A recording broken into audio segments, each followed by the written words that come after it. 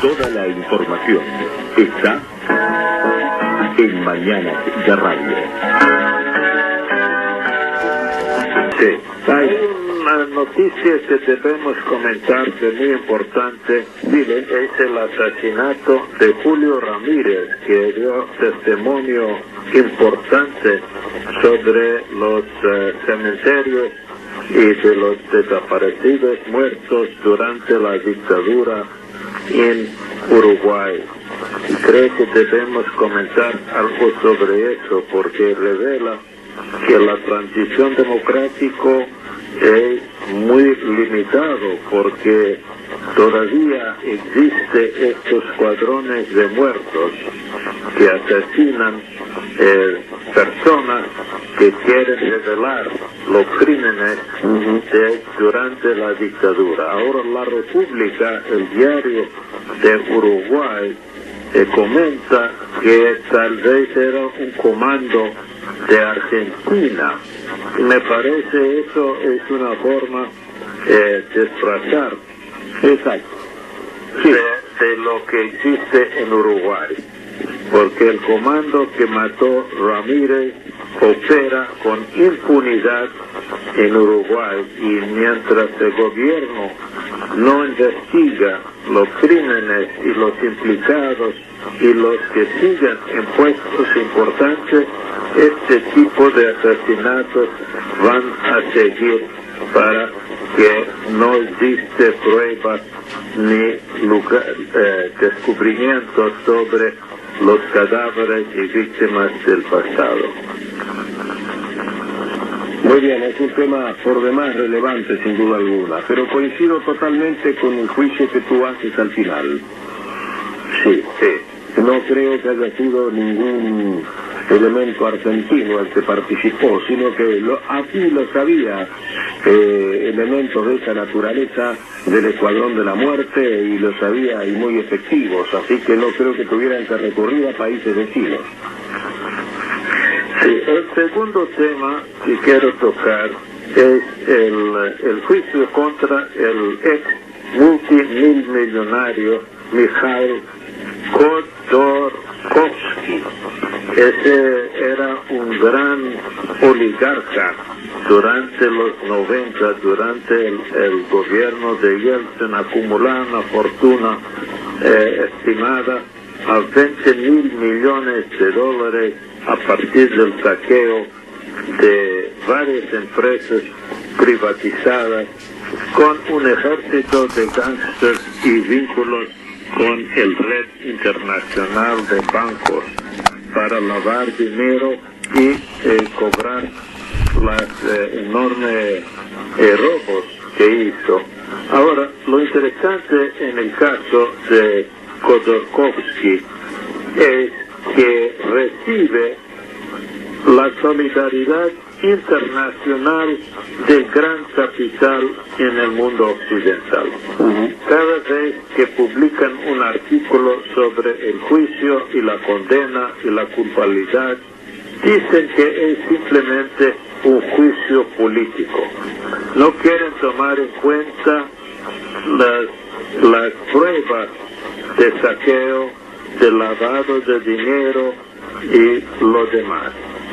Si uno lee, por ejemplo, el Wall Street Journal o Financial Times y toda la prensa internacional, siempre defienden este gran ladrón.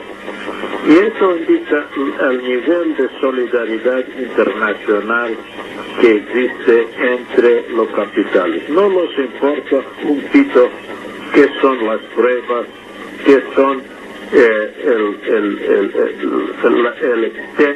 extensivo efecto y cómo perjudicó millones de rusos, los dejó en pobreza, miseria y suicidios, alcoholismo, pero defienden el principio de que los gobernantes, cualquiera que sea, no deben tocar sus socios en el mundo de finanzas y capitales. Esta es una cosa que debemos anotar, que cuando tratan uno de ellos siempre encuentran una excusa para defender un miembro de su clase.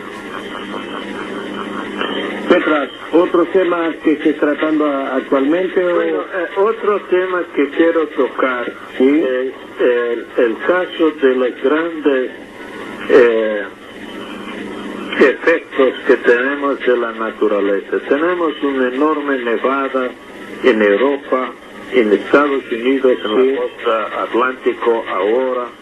¿Y cómo uno puede investigar las consecuencias? Por ejemplo, en Inglaterra y los países del continente hay una paralización total de ferrocarriles, aviones y transporte. También en Estados Unidos ahora toda la costa atlántica está paralizada. Mientras en los países nórdicos, Escandinavia, podríamos decir en Noruega, Finlandia, Suecia, hay una eficiencia en el arreglo de las condiciones de transporte. Mientras en Inglaterra, Estados Unidos particularmente, siempre es un desastre. Y la diferencia es que en los países nórdicos tienen planificación, tienen inversión, tienen dirección pública, mientras en Inglaterra y Estados Unidos, cuando ocurre una tormenta natural, no están preparados. El sector privado que controla los ferrocarriles, los aeropuertos, no hacen suficiente inversión para preparar, para que puedan solucionar este problema con rapidez. Y es una cosa que debemos tomar en cuenta. Las privatizaciones han hecho mucho daño sobre la capacidad de enfrentar estos actos de naturaleza. Y lo mismo pasa con los huracanes. Cuando ocurre un huracán en Estados Unidos, mueren docenas de personas, mientras en Cuba, donde hay una defensa civil y grandes preparaciones, inversiones públicas, casi nadie muere. Hay gente que están afectados, sus cosechas, sus casas, pero no hay muertos. Mientras en Estados Unidos siempre por la falta de gestión pública ocurre el contrario. Y lo mismo podemos decir sobre Colombia y Venezuela. Últimamente tenemos grandes tormentas damnificadas. En Colombia murieron más de 250 personas, mientras en Venezuela hay menos de 50. Y más allá de eso, las inversiones para ayudar a las víctimas en Venezuela es 10 veces más que las inversiones del gobierno colombiano. En otras palabras, las consecuencias si las tormentas son iguales, las consecuencias son diferentes y dependen en el grado que hay un control público, inversión público en vez de sector privado. Y es una otra defensa de la gestión pública y la regulación y control del sector público sobre los medios de transporte y sobre la capacidad de intervenir en estos crisis.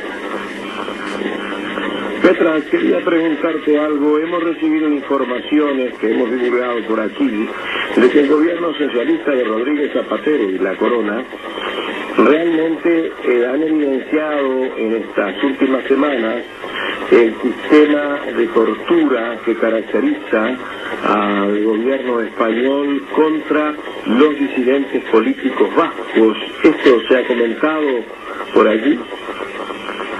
No, casi nada.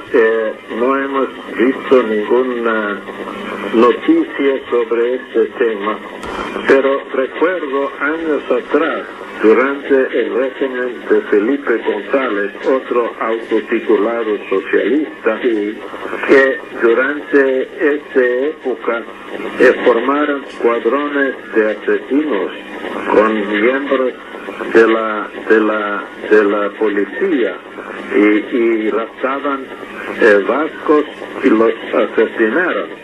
Incluso era un gran escándalo contra este régimen anterior. Entonces hay una historia aquí que tal vez sigue siendo una realidad.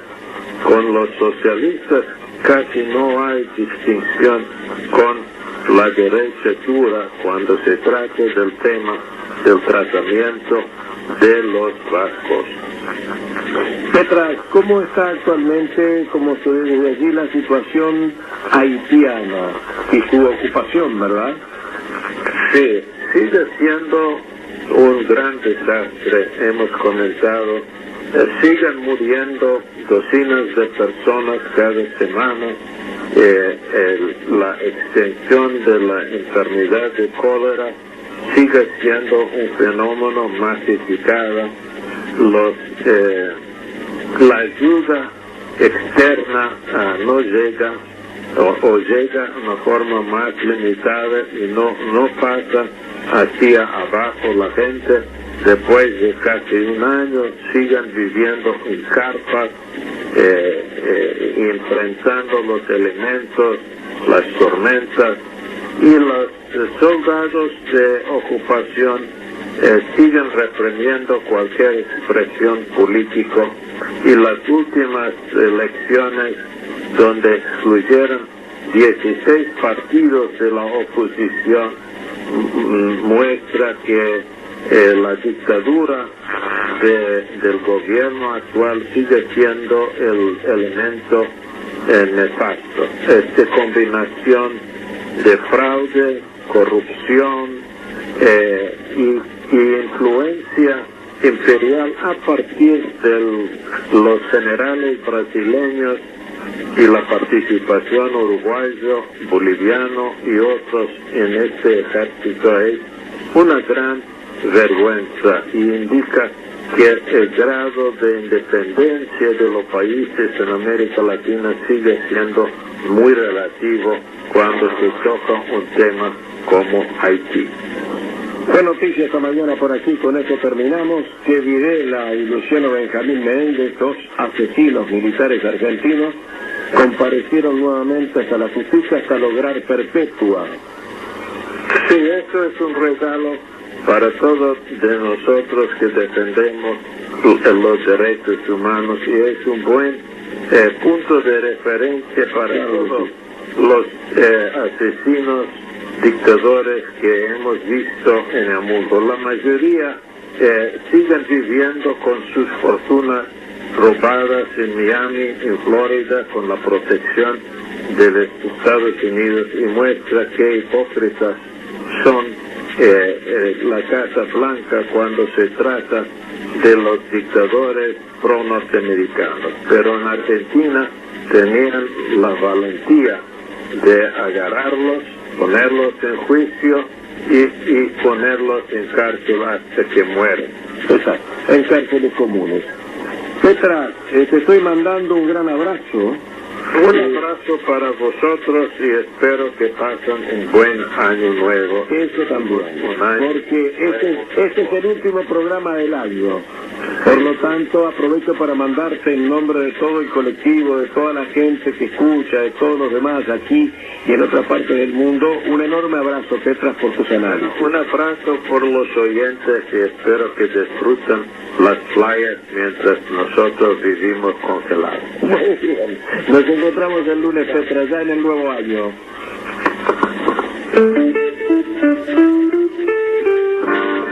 Transmite Radio 36, Centenario, de Montevideo, Uruguay.